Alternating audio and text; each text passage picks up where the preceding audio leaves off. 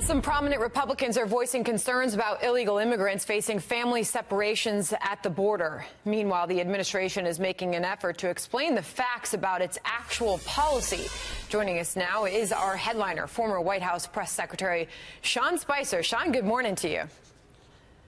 Hey, Sean, can you hear us? Good morning. Thanks for having me. Yeah, so if you've noticed, this immigration debate is heating up.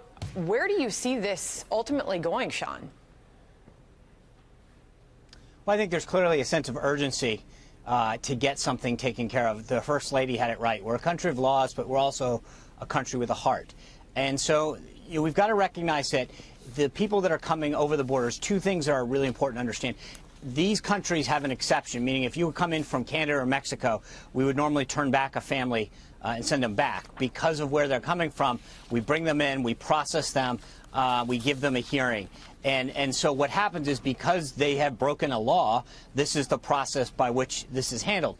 That being said, I think it is now incumbent upon Congress to recognize that we need to find a solution to this broken immigration problem as soon as possible. It's heartbreaking to watch children separated from their families, but we also need to be a nation of laws and to recognize that people who are coming in illegally are not following the laws of our country. So I would hope that with all of these images out there, and understand that we just passed Father's Day and so many fathers can watch these images of children being separated from their mothers and fathers, that they sit down and get action going on a plan to fix what's going down on the border. Sean, do you think that the administration will pay a political price for this, or this will actually spur action?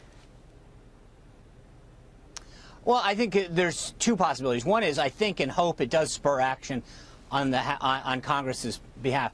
Whether or not it pays a price, I don't know. I think the American people, by and large, this is not, I mean, Charles was just talking about this. The president's keeping a pledge he made to be strong and tough on the border and in immigration.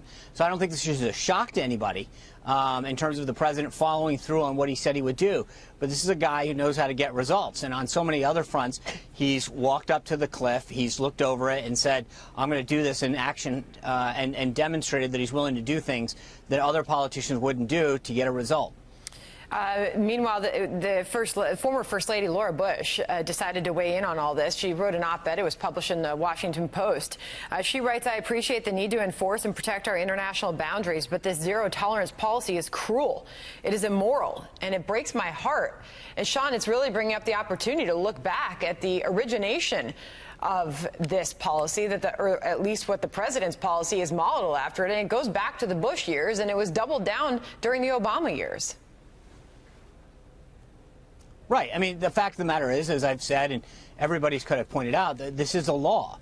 And if you break the law, I mean, if you think about it, if you're a U.S. citizen and you break the law and go to jail, you don't bring your kid to jail with you.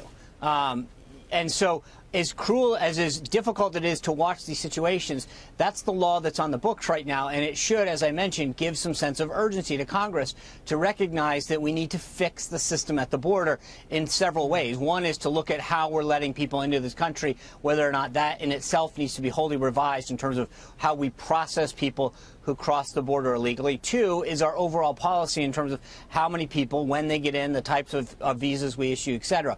But there is a need to deal with this problem, and these images make it very clear that the time to deal with it is now. Meanwhile, we are expecting to hear from the Inspector General himself, Michael Horowitz, today, as well as the FBI Director, Christopher Wray. Certainly an opportunity after a weekend of reaction poured in to the actual public release of that IG report. Sean, what do you expect to learn from these two as we hear them?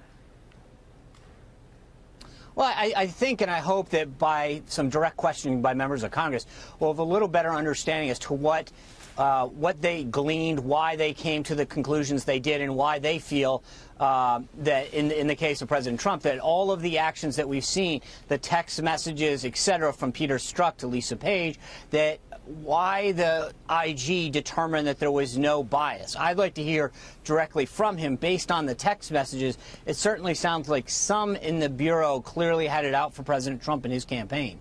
You know, Sean, I mean, how can they possibly, how would they characterize those text messages, especially between, as the president says, the two lovers? I mean, and not say that there was any bias. I mean, it was just unbelievable, saying blatantly, we will stop Trump from becoming president. How do they possibly defend that and say it's not part of the investigation? Well, right, and that's what I think, in particular, Mr. Horowitz is going to need to explain, because I don't see how a text where is very explicit, we will do everything we can to stop him, and then on the other hand to say, yeah, but I didn't have any bias in this. I mean, by the nature of exactly what he said, it proves that he had it out for President Trump and his campaign.